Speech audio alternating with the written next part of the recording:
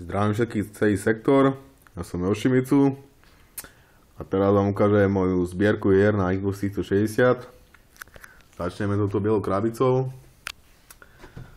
ktorej je napísané, že Tekken 6 limitovaná edícia, na ktorej sa nachádza nejaký Japonec s červeným okom a on celý horí.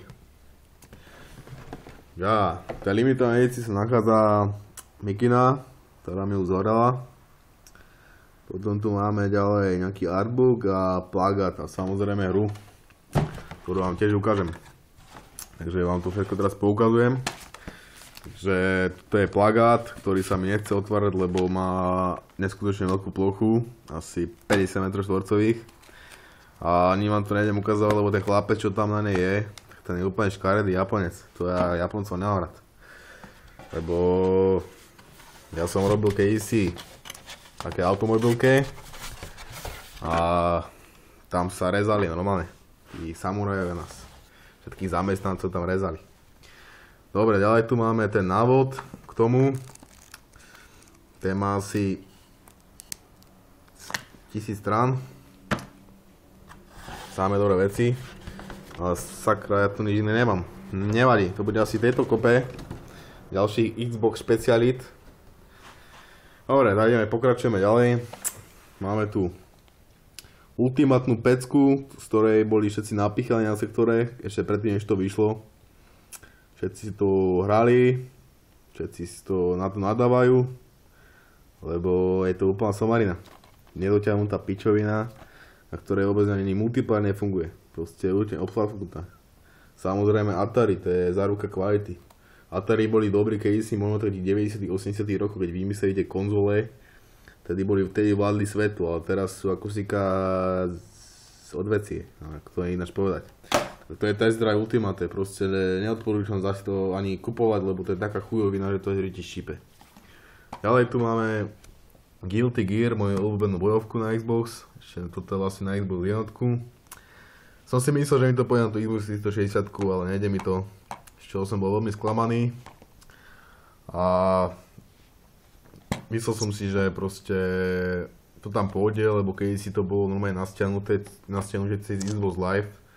Neviem prečo to zrušili, či to v Amerike podporujú, alebo kde. A to je už úplne jedno. Mám to aj na počítači. Toto mám, pekne si to takto mám uložené vo vitrinke. Medzi tými porcelánovými vazami. Nech to tam pekne svieti.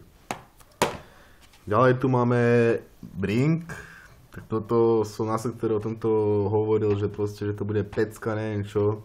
Sú tam nabalumotilo veľa ľudí. Im tam hlavy som im tam nadrutil s týmto. A nakoniec sa to vyklula úplná pičovina. A ja som si myslel, že to nebude až také zlé, ale sklamalo ma to veru. Proste úplne odradilo ma to, je to totálne dojebané, proste nefungujú servere, nezaživné, spomalené, ani spomalené, a proste nezaživné, proste sračka, neodporúčam si to vôbec ani kupovať za 5 korún, keď to stalo. Ďalej tu máme Sheet 2, vlastne je to od tých tvorcov GTR série. Čiže to nerobia tí trapaci z Blackboxu, čo urobili tie Most Wantedy a neviem čo za sračky. No akože osobne som to ešte nedohral, nemám na to nejakú chuť a osobne sa priznávam, že asi ani chuť nebudem mať, lebo autori ma už úplne omrzeli. A tí, čo teraz letia z tej Forzy 4, to vôbec nechápem. V podstate to je to isté ako aj tá trojka. Tam bude o 3 trate viac, o 5 avet viacej, o jeden vinul viacej a všetci si toho lietajú. Proste pekná hra všetko, ale už ma to proste autori ma nechytajú, bohužiaľ. Ďalej tu máme Deus Ex Human Revolution, nejaká šitná edícia. Toto je prosím pekne ten hlavný protagonista tej hry, on sa volá, že Jožko Mrazík, či jak sa to volá, tak to obsahuje to pokrčený manuál samozrejme. Ďalej to má hracie DVDčko a bonusové DVDčko, ktoré som ešte nepozrel, lebo ma to absolútne nezaujíma, čo tam je. A nezaujímajú také veci, ako sa táto hra robila, nezaujíma, ako sa to hrá. A hra to je fakt dobrá, odporúčam. Prečo som to už dvakrát. Raz na počítači a raz na Xboxe. Fakt kvalita. Ďalej tu máme ultimátnu hru Prince of Persia, na ktorej hlavný protagonista je tento tulák, ktorého prezývajú princ. On tam chodí po púšťach s takou jednou babou, Helikou, či ako sa to volá. A tam ako samozrejme idú zachrániť svet od temnoty, ako v tých amerických rozprávkach býva. Hra to je skvelá, odporúčam, len nepáčilo sa to každému samozrejme, lebo je to úplne niečo iné ako Prince of Persia. Ale mňa osobne to je jediný asi aj posledný Prince of Persia, čo ma bavil. Ďalej tu máme nejakú konšpiráciu, to je podľa filmu robené, v tom filme hral Matt Damon, hej. Teraz tu je namiesto neho nejaký iný tytrko, lebo ten Matt Damon to nechcel tu byť tejto hre, kvôli tomu, že je nejaká moc agresívna. Čo to pekne asi šibalo v tej hlave, mohol zostať za to peniaze a teraz má z toho veľký chuj. Tak tu samozrejme je nejaký Talian, ktorý tu fightuje thajským boxom každého. Proste hra ma nebaví, spomalená, debilná, na ní to asi nedohrám, proste úplný shit, nekupovať. Ak to niekto chce, tak za 50 centov mu to predám. Ďalej tu máme Singularity, ktorú proste milujem, asi moja top FPS, čo som hral. Multiplayer ma bavil, ešte aj baví, tam vôbec niekto je pripojený, väčšinou len Američania, ktorí mi absolútne nevadia, lebo tie americké deti sú také spomalené, že kým oni vystrelia, tak sú už dávno mŕtve. No, čo tomu povedať, proste hutná atmosféra, fakt dobre sa to hrá, všetko, milujem to. Ďalej tu máme ultimátnu edíciu Epic Edition Bulletstorm od People Can Fly, tvorcov Painkillera. Ako toto Epic, to tam je iba kvôli tomu, že to robili tí tvorcovia, že tam proste pomáhali tí tvorcovia od Epic Game Studios, ktorí tvorili teraz túto hru, čo teraz všetci s nej sú vyjebaní z hlav, Gears of War 3. Pre mňa je úplná sračka Gears of War, bohužiaľ, ospravedlňujem sa všetkým, ale mňa to nebaví. Táto hra je dobrá, ale iba tak na jedno prejdenie. Ostatok je proste pas. Ďalej tu máme, toto je hra chlapci, toto je FIFA Street 3, to mi predal jeden cigán za 2 €, ešte kedysi pred asi 3 mesiacami. Hral som to asi 5 minút, sa priznám, a stačilo mi veru, proste toto, keď si niekto kúpi, tak proste nie je pre mňa normálny človek. Ja som tiež nie je normálny, lebo tiež vlastním takúto chujovinu jebnutú. Proste sráčka, nebaví ma to vôbec, fuj. Ďalej tu máme Guilty Gear Overture 2. No, toto je vlastne nejaký odnož tej bojovky, čo ma fakt že baví. Je to nejaká hyperaktívna akčná stratégia, ako vidíte, za ktorej hráte nejaké 5 postav, hlavný je ten Soul Bad Guy, tento Japonec z mangy.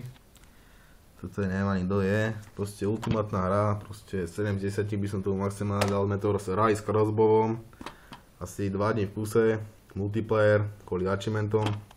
A to je asi všetko, čo som tam hral, ale ako dá sa tá hra. Ďalej tu máme ultimátnu hru Crysis, že najlepšia vyzerajúca hra na konzolu. Podľa nejakého bezpečnostného úradu Nemeckej republiky. Ako oproti jednotke je tá kampaň o mnoho lepšia. Ten multiplayer je lepší podľa mňa v jednotke.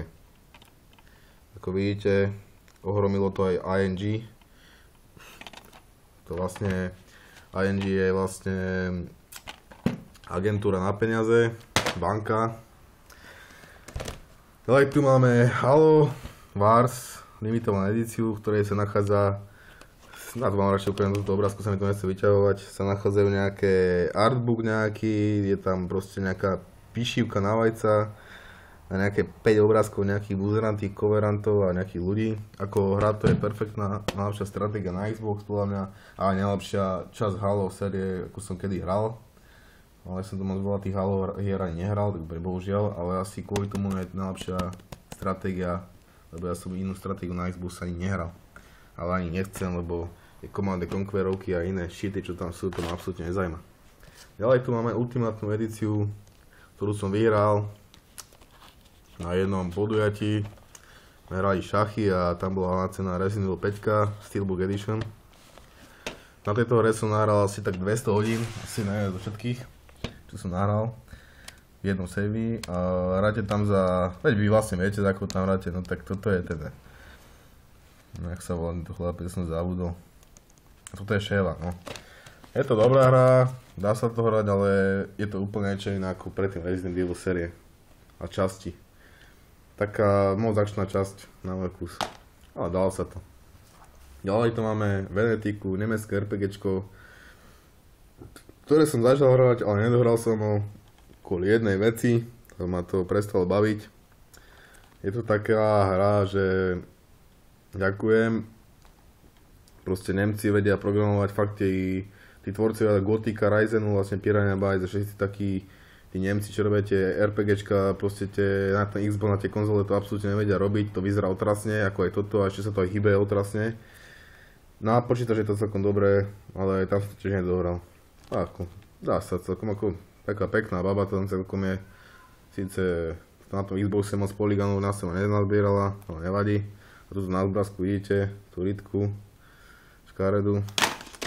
Ďalej tu máme The Bloop 2. Keby som mal 5 rokov, tak tu hrám asi furt každý deň, ale bohužiaľ mám 22 rokov, a už ma to nejako moc nechytá. Tak ale dá sa to, chodíte do takého flabera, on skáče po budovách a mastí to semenom. Je to aj v 3D, keď máte 3D okuliare, tak si to nasadte, aby vás to semeno ošpiechalo až do ksichtu. To je asi tak všetko. Ale tu máme ďalšiu vec, volá sa to, že Red Dead Redemption. Fakt perfektná hra, žijúci svet, všetko parada. Toto chlapec má charizmu, všetko. Len ma to až tak nedojalo len kvôli tej jednej veci, že ja moc westerny nemusím. Môjmu tatko by sa to páčilo, tento ešte hráva na PlayStation 3, ktorú má v záchode skrytú. Ďalej tu máme Ridicka, najnovšiu hru vlastne čo mám. Začal som hrať, akože parada. Je to vlastne remake hry starej neviem koľko rokov, myslím 2004 roku to vyšlo ten Budget Bait, sa to volá. Tu teraz akorát prechádzam, fakt dobrá hra, baví ma to všetko, paradička. Ďalej tu máme Dead to Rise, podceňovanú hru na sektore, dostalo 6,5 a všetci sa z toho pokakali, lebo všetci veria recenziám. Ja recenziám samozrejme neverím, ja si radšej zahrám tú hru, keď ju chcem. Ako v prípade Bringu, kde sa to ale tie recenzie fakt potvrdili, že to je sračka, tuto sa to nepotvrdilo. Takže hráte tu za jedného policajta, on sa volá že Jack Slade, toto je jeho pes, Chihuahua, Shadow. A oni proste chodia a zabíjajú zlých ľudí, ktorí robia neposlušné veci. To znamená, že proste čistý komisár Rex spojený s Max Payneom, to je prosím pekne toto. Sú tam fakt brutálne takedowny, ako vidíte. Tuto jedného strel do vajec, veci teraz. No ale to je tak všetko, fakt kvalita, 8 z 10 by som tomu dal, paradička. Ďalej tu máme ultimátnu hru od Poliakov, RPGčko Turtles 2, Dva svety. Je to vlastne od francúzskeho štúdia, ktoré pochádza z Polska a štúdio vlastne už pôsobí teraz v Ukrajine. Je to RPGčko fakt kvalitné, na tom Xboxe sa to aj dobre hýbe, všetko paradička. Len to nie je moc dotiahnuté. Ale dá sa to. Ešte som to ale neprešiel, bohužiaľ, lebo ja tieto RPGčka ako sika, neviem prečo nikdy nedohrám. Ďalej tu máme Street Fighter 4 od Capcomu. Opice, ktoré sa bijú, hrateľnosť je perfektná, ale ma to absolútne nebaví. Dobre. Týmto Devil May Cry 4, teraz skončím toto video a prezentáciu tejto úžasnej zbierky mojich hier, lebo už sa to kráti na 15 minút, takže toto je Devil May Cry 4, prvá hra, čo som mal na Xbox. Je to fakt kvalitná hra, ale na Devil May Cry 3 to absolútne sa ani nehrabe. Devil May Cry je proste pecka. Takže ďakujem za pozornosť, teraz sa robí aj tretia časť, troška to tu takto komiksujem, aby ste si potom nemysleli o mne. Dobre, a teraz natočím ešte druhú časť, tých ostatok tých hier a do počutia, dovidenia, prajem vám zatiaľ pekné sviatky.